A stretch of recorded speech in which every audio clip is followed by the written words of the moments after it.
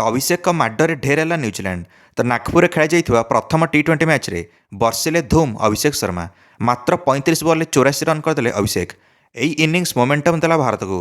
भारत जीति पारा प्रथम टी20 मैच न्यूजीलैंड विपक्ष में, सेटा भी 48 रन व्यवधान। यह मैच आरंभ हुई न्यूजीलैंड पाखर बहुत दूर को पड़ेगा। यह मैच रे प्रथम न्यूजीलैंड कैप्टेन मिचेल सैंटनर प्रथम टॉस जीतिले और बॉलिंग निष्पत्ति नेले। आरंभ ही ओपनर संजू सैमसन दुईटा चौका लगेदेले आसिकी सेडवे काइले जेमिसन को।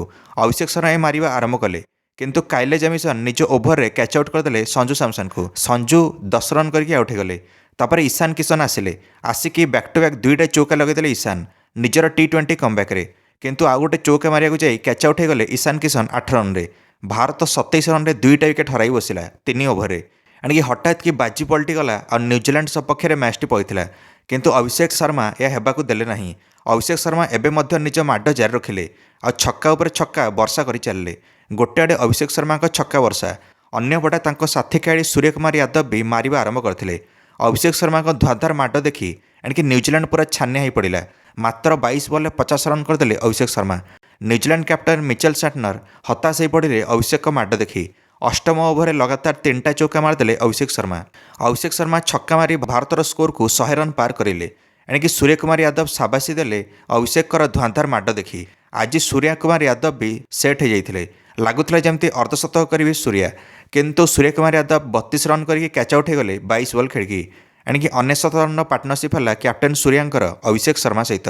भारत स्कोर 126 रन पहुँचीगला। एणिकी 3 विकेट हर भारत सूर्या आउट है 11 ओभर चलता है।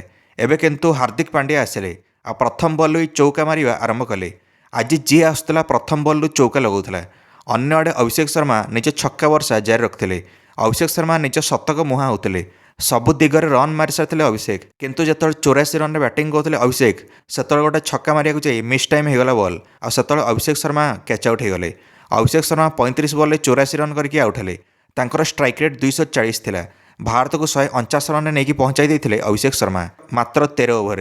अभिषेक इनिंग्स को शाबाशी मिला पूरा भारत डगआउट ठारू। एणिकी स्टाडियम में आसी फैंस मैंने ताड़ी मारे अभिषेक इनिंग्स 8टा छक्का मारते अभिषेक निज इनिंग्स रे। अभिषेक शर्मा बड़ अस्त्र पलटिबे भारतर टी20 विश्वकप। एणिकी अभिषेक आउट है शिवम दुबे आसिले आ शिवम दुबे आसिकी गोटे छक्का मारदेले तापर कैच आउट होगले। शिवम दुबे 9 रन करके आउट हेले। तापर भारत इनिंग्स को गति देले Hardik Pandya. Bharat score 16 over 182 run पहुंच जाता।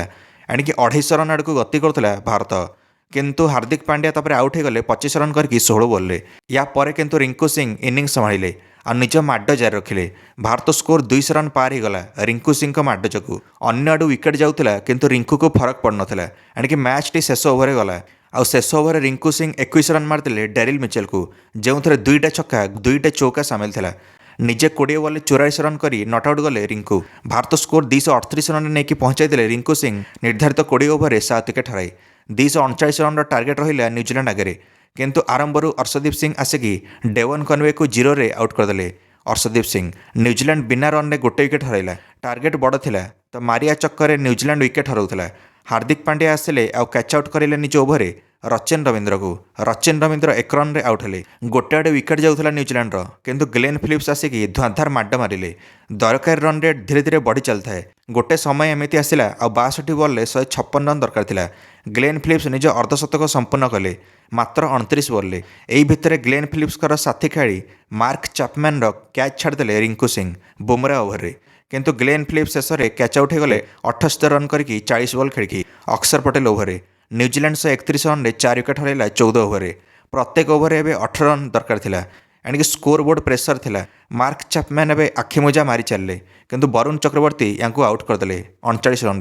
तापर न्यूजीलैंड जो 150 रन पार करा आहरी 25 बॉल 86 रन दरकार थिला। जदि अभिषेक शर्मा से 35 बॉल 84 रन न करते टार्गेट एते बड़ न था न्यूजीलैंड। शेष में न्यूजीलैंड 190 रन रहीगला निर्धारित 20 ओभर 7 विकेट हराई 48 रन मैच जीतीगला भारत। आ 5 मैच विशिष्ट टी20 सीरीज 1-0 आगे गला भारत। ତ ପ୍ଲେୟାର ଅଫ୍ ଦି ମ୍ୟାଚ୍ ପାଇଲେ ଅଭିଷେକ ଶର୍ମା ନିଜ 35 ବଲ୍ରେ 84 ରନ୍ ଇନିଂସ୍ ପାଇଁ, ଯେଉଁଥିରେ 8ଟା ଛକା 5ଟା ଚୌକା ସାମିଲ ଥିଲା। ଯାହା ବି କୁହନ୍ତୁ ଟେଷ୍ଟ କ୍ରିକେଟରେ ଭାରତର ଅବସ୍ଥା ଖରାପ ଅଛି, ଏଣିକି ଓଡ଼ିଆଇ କ୍ରିକେଟରେ ମିଶ୍ରଣ ପରିଣାମ ଆସୁଛି। କିନ୍ତୁ T20 ଫର୍ମାଟରେ ଭାରତକୁ ହାରିବା ଏତେ ସହଜ ନୁହେଁ ବର୍ତ୍ତମାନ ସମୟରେ। କ'ଣ ଲାଗୁଛି ଭାରତ ଜିତିପାରିବ କି ନ୍ୟୁଜିଲାଣ୍ଡ ବିପକ୍ଷ 5 ମ୍ୟାଚ୍ ବିଶିଷ୍ଟ T20 ସିରିଜ୍, ଏଣିକି T20 ବିଶ୍ୱକପ୍ ପୂର୍ବରୁ? ନିଶ୍ଚୟ ମନ୍ତବ୍ୟ କମେଣ୍ଟରେ ଦେଇ ଭିଡ଼ିଓକୁ ଲାଇକ୍ ଆଉ ଚ୍ୟାନେଲକୁ ସବସ୍କ୍ରାଇବ୍ କରିଦେବେ ସମସ୍ତ କ୍ରିକେଟ ଅପଡେଟ୍ସ ପାଇଁ। ଧନ୍ୟବାଦ।